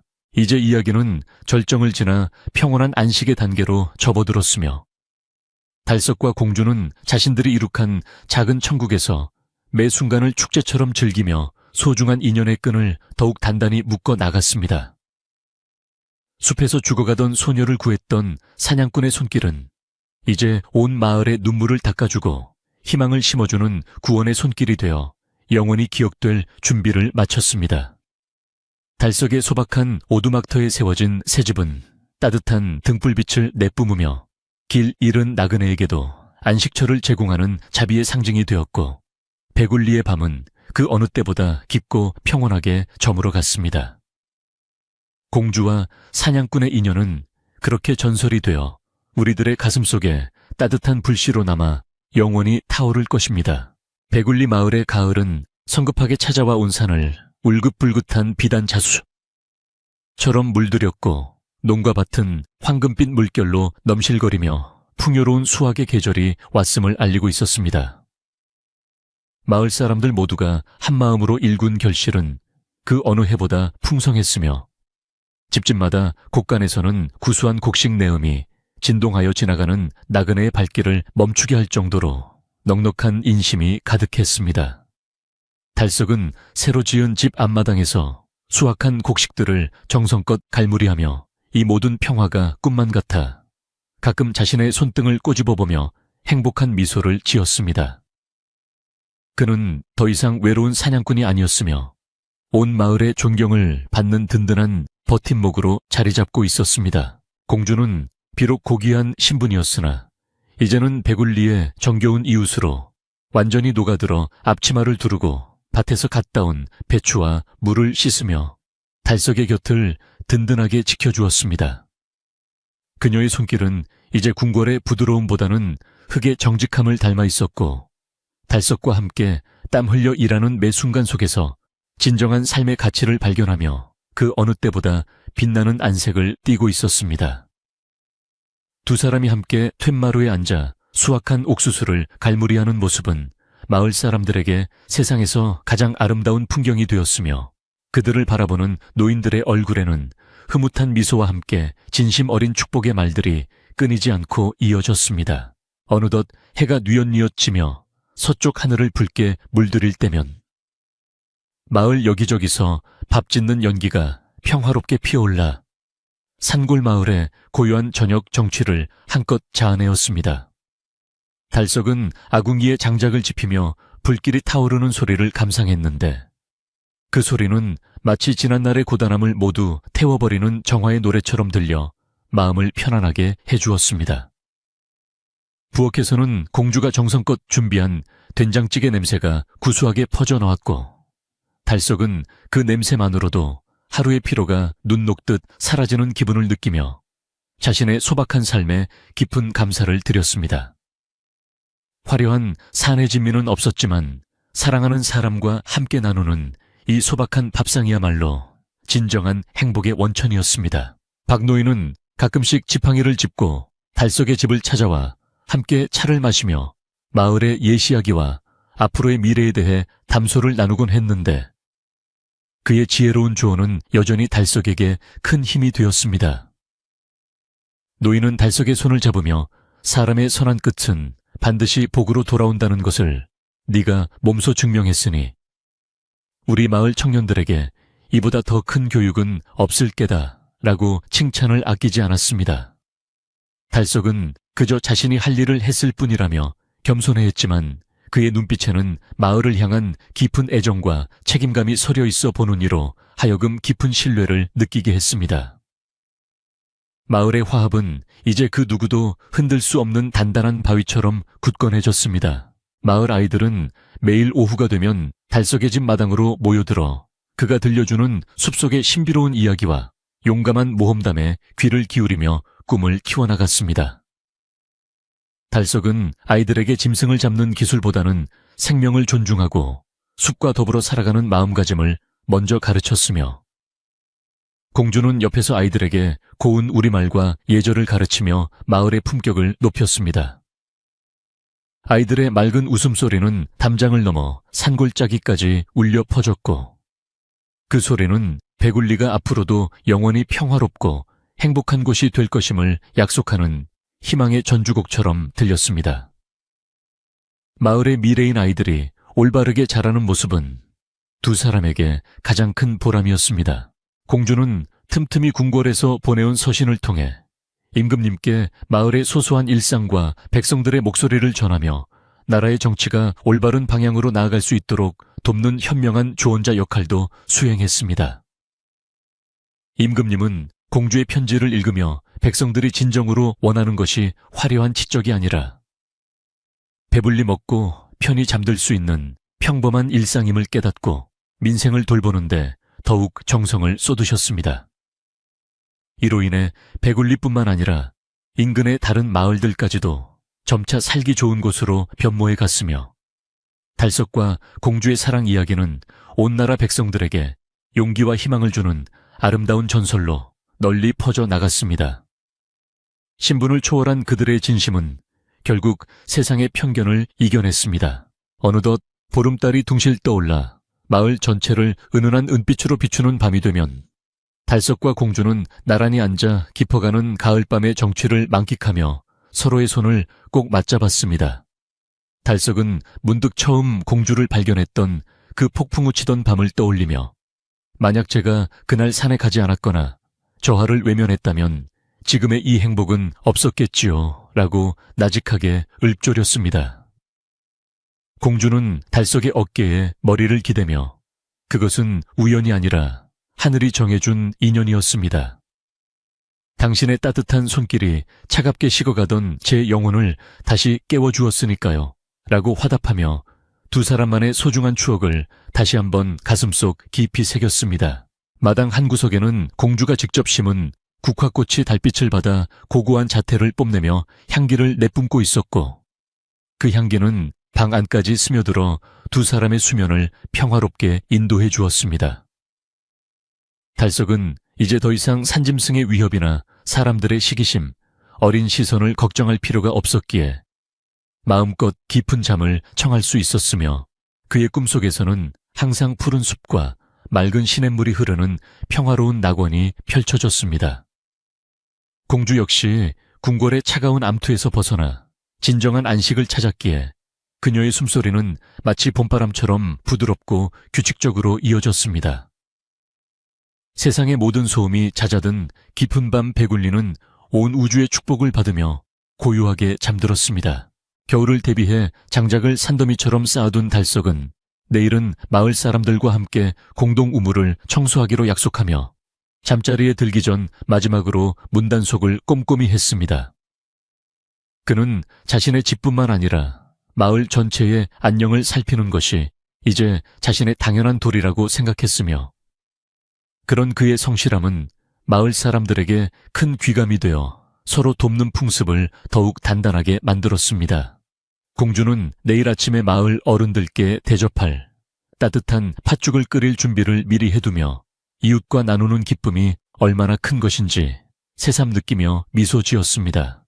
두 사람의 마음은 이미 배굴리의 흙과 나무 그리고 바람과 하나가 되어 영원히 이곳에 머물 준비가 되어 있었습니다. 마을의 작은 길목마다 세워진 돌탑에는 사람들의 소박한 소망이 담겨 있었고 달석과 공주도 그 곁을 지날 때마다 마을의 영원한 평화와 백성들의 건강을 빌며 작은 돌 하나를 정성껏 얹어 두었습니다. 이제 그 돌탑은 마을의 수호신처럼 든든하게 자리 잡아 어떤 풍패도 흔들리지 않는 믿음의 상징이 되었으며 오가는 사람들에게 잠시 쉬어갈 수 있는 안식처가 되어 주었습니다. 달석은 자신의 이름이 새겨진 기념비보다 사람들의 마음속에 새겨진 따뜻한 기억이 훨씬 더 귀중하다는 것을 잘 알고 있었기에 항상 낮은 자세로 사람들을 대했습니다. 진정한 영웅은 거창한 구호가 아니라 묵묵히 실천하는 선행 속에 있다는 것을 그는 삶으로 보여주었습니다. 어느덧 서리가 내리고 산등성이에 하얀 눈꽃이 피기 시작할 무렵 달석과 공주는 화로 앞에 앉아 고구마를 구워 먹으며 다가올 겨울의 추위를 이겨낼 따뜻한 온기를 나누었습니다. 화로에서 타오르는 불꽃은 두 사람의 얼굴을 발갛게 비추었고 그 빛 속에서 두 사람은 서로의 눈동자에 비친 진실한 사랑을 다시 한번 확인하며 세상 그 누구보다 행복한 부부임을 느꼈습니다. 밖은 비록 매서운 바람이 몰아치고 있었지만 오두막아는 사랑과 신뢰의 온기로 가득 차 있어 추위조차 침범하지 못하는 신성한 공간이 되었습니다. 달석은 공주를 위해 부드러운 목소리로 숲의 노래를 불러주었고 공주는 그 노래에 맞춰 나직이 콧노래를 부르며 평화로운 밤을 맞이했습니다. 마을의 우물가에서는 아침마다 여인들의 활기찬 대화 소리가 들려왔고 그 대화의 중심에는 항상 달석 부부의 미담과 마을의 경사스러운 소식들이 가득하여 웃음꽃이 끊이지 않았습니다. 예전의 의심과 불신은 이제 눈 녹듯 사라지고 서로의 형편을 살피며 콩 한쪽이라도 나누어 먹는 끈끈한 전기마을. 전체를 따뜻하게 감싸 안았습니다. 달석은 이 모든 변화가 오직 진실함 하나로 이루어낸 기적임을 잘 알고 있었기에 앞으로도 변치 않는 마음으로 마을을 지켜나갈 것을 다시 한번 다짐했습니다. 공주는 그런 달석의 곁에서 때로는 친구처럼 때로는 스승처럼 함께하며 그가 올바른 길을 걸을 수 있도록 현명하게 보조하며 아름다운 동행을 이어갔습니다. 세월이 흘러도 배굴리의 전설은 퇴색되지 않고 더욱 선명해졌으며 달석과 공주가 처음 만났던 그 숲속길은 이제 인연의 소중함을 찾는 이들의 발길이 이어지는 사랑의 성지가 되었습니다. 사람들은 그 길을 걸으며 진정한 사랑은 신분을 초월하고 진실한 마음은 운명을 바꿀 수 있다는 소중한 교훈을 가슴에 새기며 자신들의 삶을 되돌아보곤 했습니다. 달석은 가끔씩 숲에서 구한 귀한 약초를 형편이 어려운 이웃들에게 나누어주며 공주를 구했을 때 가졌던 그 순수한 마음을 잊지 않으려 노력했습니다. 그의 투박한 손은 이제 수많은 사람의 눈물을 닦아주고 희망을 심어주는 자비의 손이 되어 마을의 보배로 추앙받게 되었습니다. 이제 이야기는 끝을 향해 달려가지만 달석과 공주의 삶은 여전히 현재 진행형이며 그들이 일구어 놓은 평화의 씨앗은 배굴리 구석구석에서 아름다운 꽃으로 피어나고 있습니다. 어느 고요한 저녁 달석은 공주에게 당신을 만난 것은 제 인생 최고의 축복이었습니다. 라고 고백했고, 공주는 환한 미소로 당신에게 발견된 것은 제 생에 가장 빛나는 기적이었습니다. 라고 대답했습니다. 두 사람의 진심 어린 대화는 밤 공기를 타고 멀리 퍼져나가 숲속의 짐승들과 하늘의 별들까지도 그들의 행복을 축복하게 만들었습니다. 이제 우리도 이 아름다운 이야기를 가슴속에 간직한 채 달석과 공주가 누리는 그 평온한 안식 속으로 함께 들어가 볼 시간입니다. 베굴리의 밤은 유난히도 깊고 맑으며 창밖으로 들려오는 시냇물 소리는 자장가가 되어 잠 못 이루는 이들의 영혼을 포근하게 어루만져 줍니다. 달석은 공주의 이마에 가벼운 입맞춤을 남기고 등불을 끄며 오늘 하루도 무사히 지켜주신 산신령께 감사의 묵도를 올렸습니다. 어둠 속에서도 두 사람의 사랑은 더욱 선명하게 빛나고 있었으며 그 빛은 마을 전체를 보호하는 따뜻한 결계가 되어 모든 악한 기운을 막아주고 있었습니다. 이제 마을 사람들도 하나둘 꿈나라로 떠나고 베굴리는 거대한 어머니의 품 안처럼 아늑하고 고요한 침묵 속으로 빠져들었습니다. 내일 아침이면 또 다른 희망찬 태양이 떠올라 그들의 앞길을 밝혀줄 것이기에 오늘 밤은 더없이 평온합니다. 모든 갈등이 치유되고 사랑이 승리한 이 이야기는 우리에게 정직과 용기가 결국 세상을 바꾸는 가장 큰 힘이라는 사실을 다시 한번 일깨워줍니다. 가난한 사냥꾼이었던 달석이 공주를 구하고 나라를 바로 세운 영웅이 된 것은 그가 가졌던 특별한 능력 때문이 아니라 생명을 소중히 여기는 따뜻한 마음 때문이었습니다.